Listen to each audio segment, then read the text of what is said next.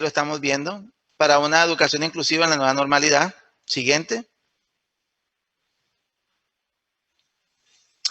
Bueno, como habían dicho, mi nombre es Adolfo Ceballos Vélez, soy magíster en educación acá en Barranquilla, Colombia. Soy escritor e investigador educativo, líder de semilleros de investigación, director del programa de la licenciatura en educación bilingüe de la Corporación Universitaria Americana. Siguiente.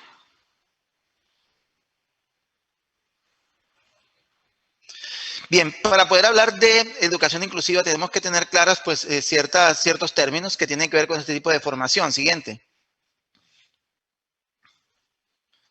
Primero, ¿qué no es la educación inclusiva?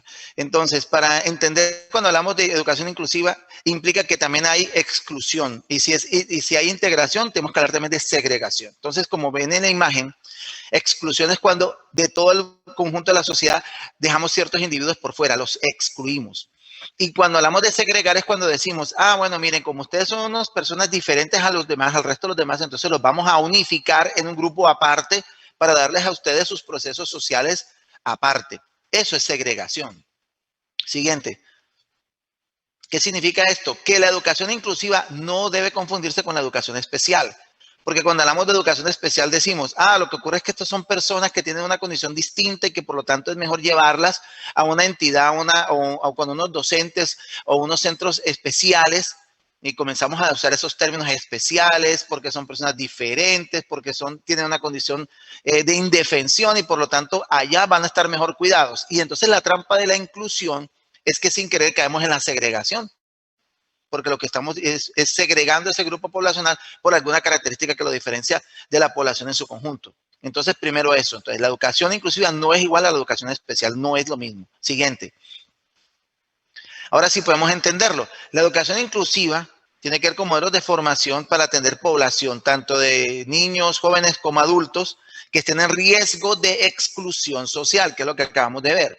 Y ahora vamos a mirar exclusión social en riesgo por qué condiciones. A fin de desarrollar en ellos, ¿qué? No la segregación, sino la integración de ellos al proceso de escolaridad regular. Esa es la gran diferencia con lo que se manejaba antes como educación especial. Gracias. Sí, siguiente. Incluyendo esas personas que tengan riesgo de exclusión por discapacidad o que estén en riesgo de discriminación por su condición social, raza, cultura, religión, género, pero también por otras características como, por ejemplo, conductas disruptivas, por ejemplo.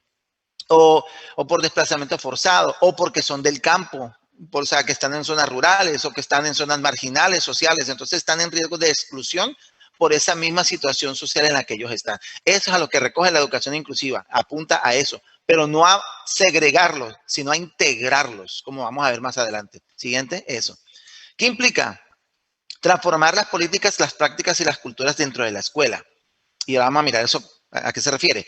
Y atender las necesidades de la población desde la perspectiva de igualdad de derechos en medio de la diversidad. Siguiente. ¿Qué significa eso? Que vamos a hacer un proceso de transformación a lo largo del proceso que constantemente se está en mejora continua desde lo educativo, lo social, pero con la base de la diversidad en igualdad de derechos. Siguiente.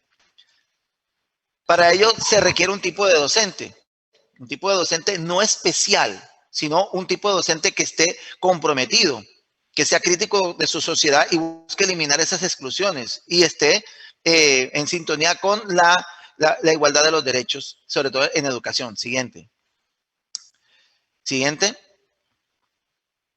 Para que el docente desarrolle ese trabajo, como lo veremos más adelante, se requiere de un apoyo. No puede hacerlo solo, aunque tenga esa necesidad y tenga ese compromiso, sino que necesita un trabajo interdisciplinario. También necesita un trabajo de colaboración con los demás docentes y con demás áreas y una gestión educativa que posibilite esas transformaciones. Siguiente. Ahora bien, en este tipo de formación, obviamente, el docente, más aún que en la formación que conocemos de manera regular, es un facilitador y un motivador. ¿Por qué? Porque a esta población, contrario a lo que se pueda pensar, no se puede acercar a ella con bajas expectativas porque tengan algún rasgo de diferencia, sino que al contrario, se acerca a ella porque tiene altas expectativas y por eso valora la diversidad de esos estudiantes.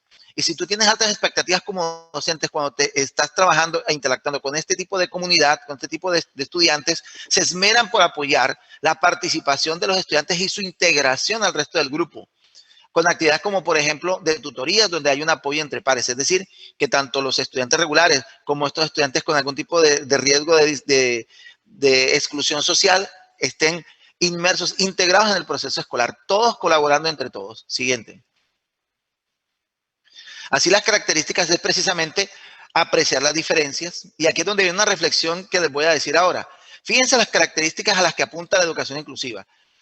Apreciar las diferencias de los estudiantes, reconocer que el estudiante como ser humano es único y especial, con fortalezas y limitaciones propias. Que el estudiante entienda que vive en armonía con un mundo lleno de personas que son distintas a él, que no piensan como él, que no sienten como él, que no viven en el mundo como él. Y por eso se debe preparar a estos estudiantes para afrontar la vida, a través de las interacciones que se dan de manera dinámica en el aula y a través de la enseñanza de valores en el aula como el compañerismo, el respeto a la diversidad, la equidad y la justicia. Si miramos estas características, no, devuelvo un momentico, si miramos estas características, ¿qué nos damos cuenta? Oiga, profesor, maestro, pero es que esto es lo mismo que nosotros estamos inculcando a los estudiantes que no están en riesgo de exclusión. Esto que queremos formar en un estudiante es correcto, es lo mismo, solo que apunta a este tipo de población con estas características particulares, pero el fin es el mismo. Ahora sí, siguiente. ¿Cuál es el fin? Fortalecer la autoestima de estos estudiantes, como hacemos con todos los demás, que puedan participar del currículo de manera regular, que mejoren sus competencias y de esta manera desarrollarlos para formarse en una vida independiente. Esa es la meta última que nosotros deseamos con nuestros estudiantes, igual con este tipo de población, que logren una vida, un desarrollo de una vida independiente. Siguiente.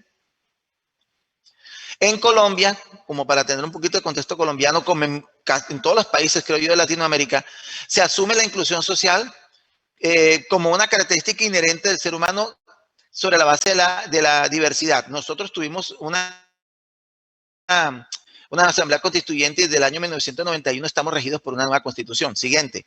Esa nueva constitución que nos está trayendo o que tiene como meta cerrar las brechas de la inequidad, cerrar las brechas sociales. Siguiente. Por lo tanto, a lo que le está apuntando el proceso es a promover la participación de pares, de estudiantes con pares de su misma edad en un ambiente de aprendizaje común a fin de eliminar la discriminación. Si se dan cuenta, entonces siempre la meta, y esa es la diferencia con la educación especial, es que aquí estamos buscando la integración. Siguiente. ¿A qué le apunta nuestro sistema colombiano?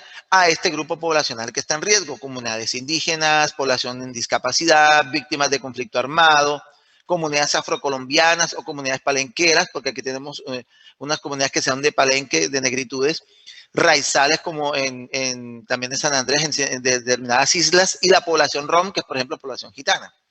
Siguiente.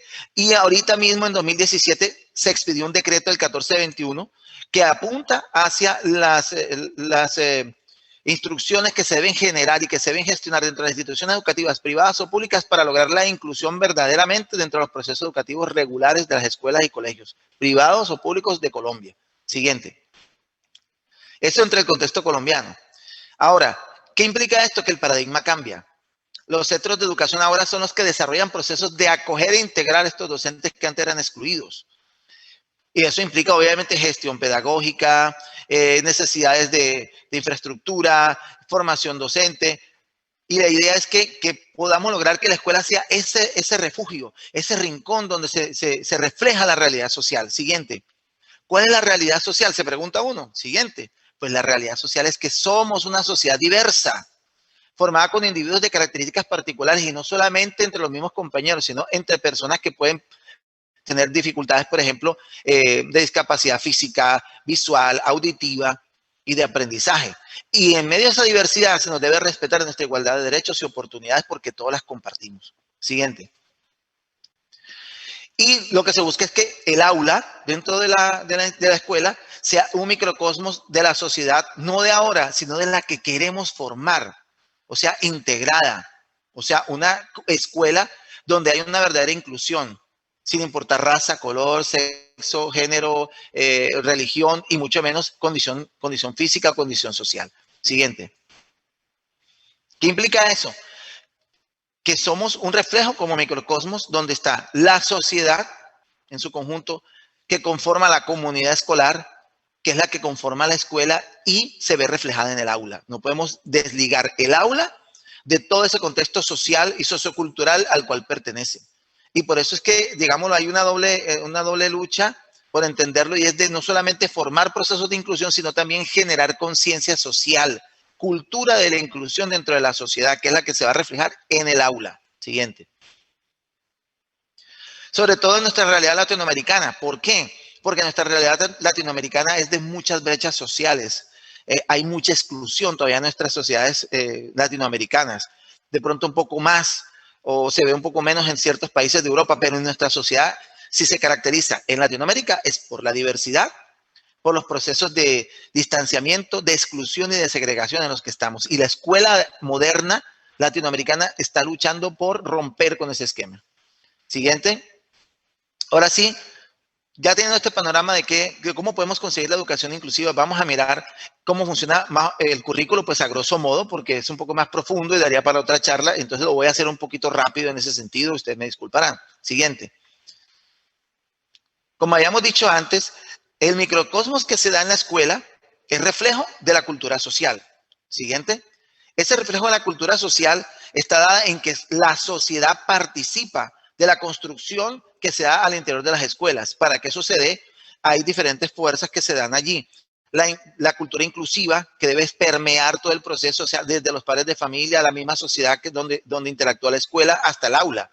Las políticas inclusivas que deben apoyar todos esos procesos que se están dando y se van a ver reflejados en las prácticas inclusivas. De los tres, me voy a enfocar en las prácticas inclusivas porque son las que tienen que ver con el currículo. Siguiente. Así que vamos a mirar un poquito en profundidad cómo se da.